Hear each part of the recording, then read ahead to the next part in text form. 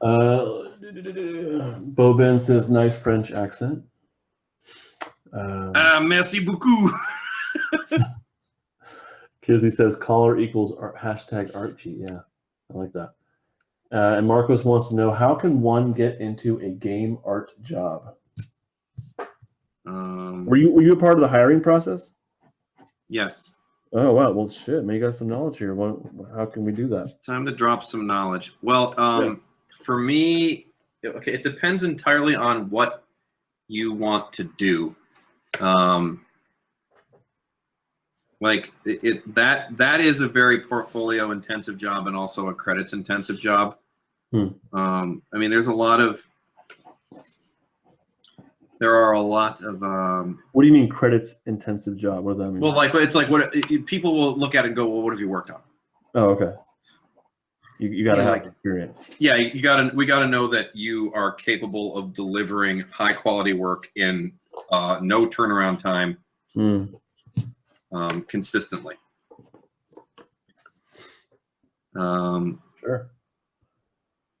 But I mean, ultimately, it's, you know, if do you have typically what they'll ask for is like, let's see your resume, let's see your portfolio if you're doing game art, and it's like, you know, are you a good concept artist? If you're doing 3D, like, you know, how do your models look? Are you a modeler or a texturer? Are you a rigger? Like, they want to see how your models deform if you do rigging. They want to see your animations if you're an animator, right? Like, it's actually a pretty, they break a lot of the responsibilities down by, you know, what you're doing. So it's not just like, hey, I'm a 3D artist and I do all the 3D. It'll be like, are you a good modeler? Are you a good texturer? Are you a good rigger? Right? Typically, they tend to specialize a lot. At least at all the studios I worked at. But a lot now, I think with the indie scene, it's probably, you know, people wearing a lot of hats. So, you know, like I said, it's like I worked for Activision and stuff like that. So that's what I was used to seeing, or Disney or all those other stupid places I worked. Favorite places you worked? Yeah, and then you know, a big part of it is don't be a jerk. You're going to be in a building with a bunch of people 80 hours a week until they lay you off. I hate to break it to you, but everybody in the games industry has been laid off a couple times. Damn. So, you know, and then you just got to hope that you built enough of a portfolio that somebody goes, hey, who did the art on that one game? That was really good. And they go, oh yeah, they laid all those guys off. Okay, great, go get some of them. And you know, it's so, you know, it's when I was interviewing people, I was like, do you want to work at my game studio, right? Like, are you passionate about the things that we make? Or is this just like something that you're doing while you're waiting until you can get a job at, you know, Insomniac or wherever you really want to be working? When I interviewed in my first episode, Carlos Mendoza, he is the design director at I think it's like Jake's Toys or Jack's Toys. I forget the name of it. Jack's Pacific.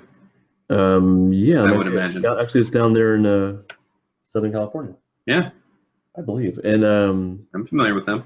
He was saying when you're basically like have a place in mind, a goal in mind, a specific, not just like I want to work in the games art industry, but like you're saying, like what company, what style game. Yep. And he himself is interested in what is it, Blizzard and World of Warcraft, I think. Sure. So he's tailoring his stuff toward orcs and trolls and whatnot. Yeah, that's very smart. So it's not just like, here's my portfolio of like Batman. Yep. They again, it's when you're in there, they want to know that you care about the stuff they're doing, and that you're going to be around for the long haul if they can get you to do it.